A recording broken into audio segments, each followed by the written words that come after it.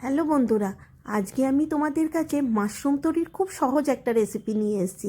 এর জন্য আমাদের প্রয়োজন 4টে তরি বা তোরাই, 250 গ্রাম বটম মাশরুম।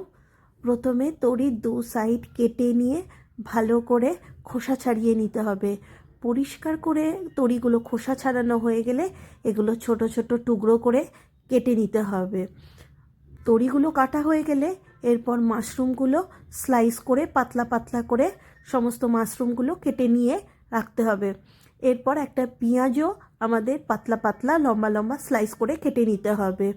সমস্ত সবজি কাটা হয়ে গেলে গ্যাসের ওপর একটা কড়াই বসিয়ে এতে 2 টেবিল স্পুন সর্ষের তেল খুব ভালো করে গরম করে নিতে হবে।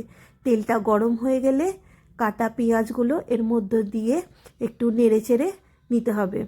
পেঁয়াজগুলো হালকা বাদামি করে একটু ভাজা হয়ে গেলে এর মধ্যে টুকরো করে কেটে রাখা তরিগুলো দিয়ে দিতে হবে।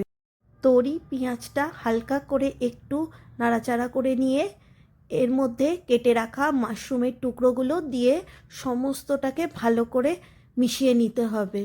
এবার এর সাথে কিছু মশলা যোগ করে দিতে হবে।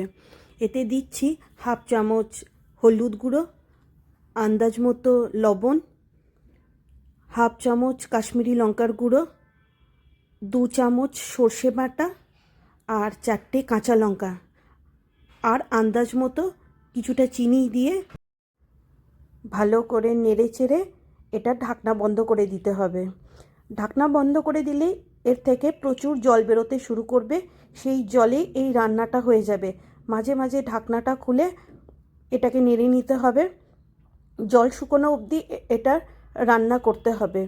এটার থেকে যখন সমস্ত জল শুকিয়ে যাবে তখন ওপর থেকে কিছু ধনেপাতা কুচোনো ছড়িয়ে ব্যাস তৈরি হয়ে যাবে আমাদের মাশরুম তরির রেসিপি। তাহলে বন্ধুরা বিদায় নিচ্ছি, আবার দেখা হবে তোমাদের সঙ্গে নতুন রেসিপি নিয়ে। সবাই ভালো থেকো বন্ধুরা।